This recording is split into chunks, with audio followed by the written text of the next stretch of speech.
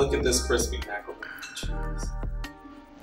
What's going on YouTube fam? This is Antonio and I'm back with another video. Today I'm making baked macaroni and cheese. This dish is very controversial and there are so many different ways to make it, but I'm going to show you the best and easiest way to make the most delicious macaroni and cheese that anybody will love at your Thanksgiving meal. Please remember to thumbs up this video and hit that bell notification. And we're going to start off with 12 ounces of evaporated milk.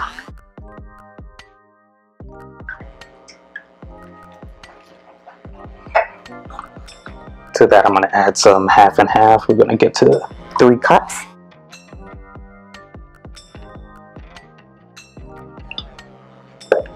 I'm going to put that in my bowl.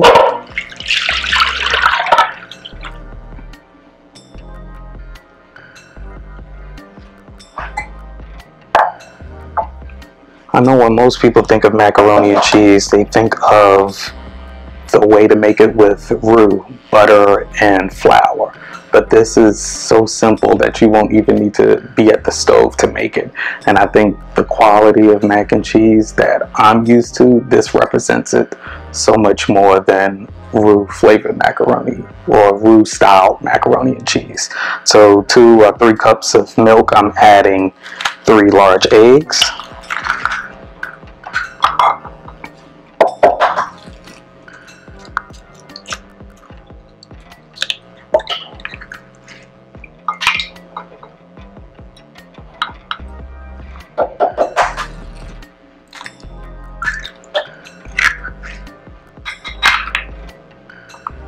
And I'm going to just whisk that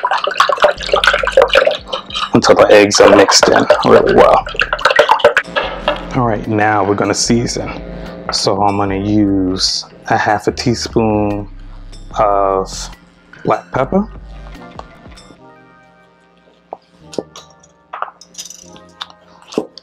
A pinch of salt, not too much, because the cheese already has enough salt in it, and I already salted our elbow macaroni. And this is the key. You have to have mustard in your macaroni and cheese.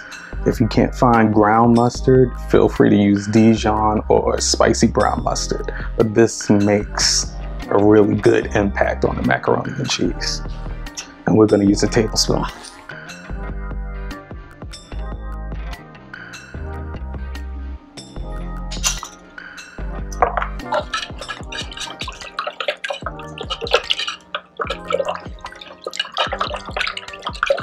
And I know everybody's seen that Food Network video of them making macaroni and cheese with Brussels sprouts and carrots, and it trended like in 2016 and people just bombarded them with a lot of hate comments and stuff like that, because in no way, shape, or form is that macaroni and cheese at all. That's basically a casserole with vegetables. So that's, if you've seen that video, don't follow that. If this is your first time making macaroni and cheese, you definitely don't want to present that to anybody.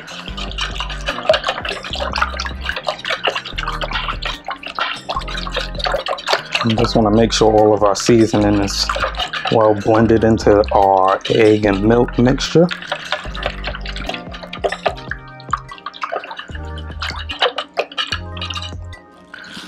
Alright, so like I said, I already boiled and cooled our box of elbow macaroni and I salted the water. So what I'm going to do is add the elbow macaroni to our bowl.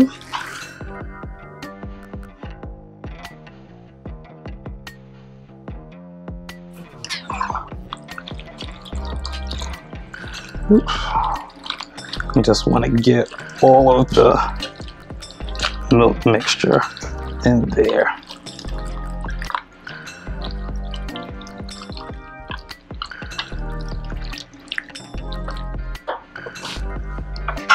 Now for our cheeses.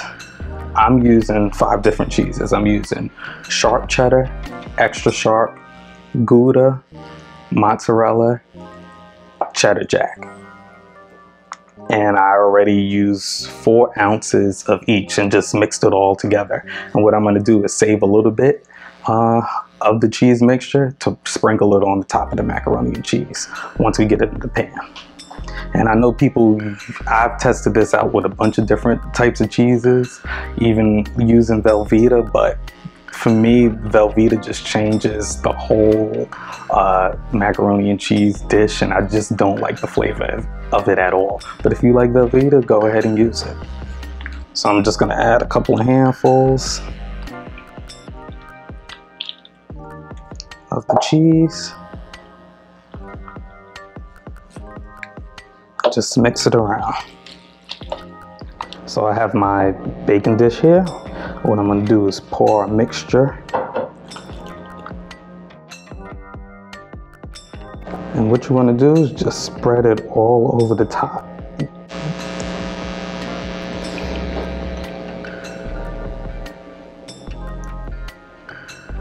This also allows your macaroni noodles not to be burned while they're baking in the oven. And this is something that my grandmother does that I got from her. Just sprinkling the top with paprika. It really adds to a great color when it bakes.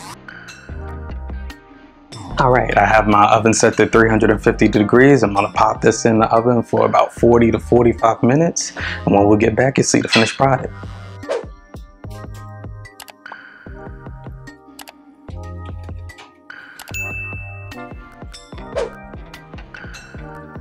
Alright guys, our baked macaroni and cheese is out of the oven and it smells so good in this kitchen right now. This is how your baked mac and cheese should look. You need to have that cheese crust at the top that you cannot get on a blue style macaroni and cheese. Please let me know in the comments below what you think of this recipe or how you prepare your mac and cheese. Remember to follow me on all social media platforms at Antonio Jakes. And if you're new here and still watching this video, hit that subscribe button if you're not subscribed right now. I'll see you next time.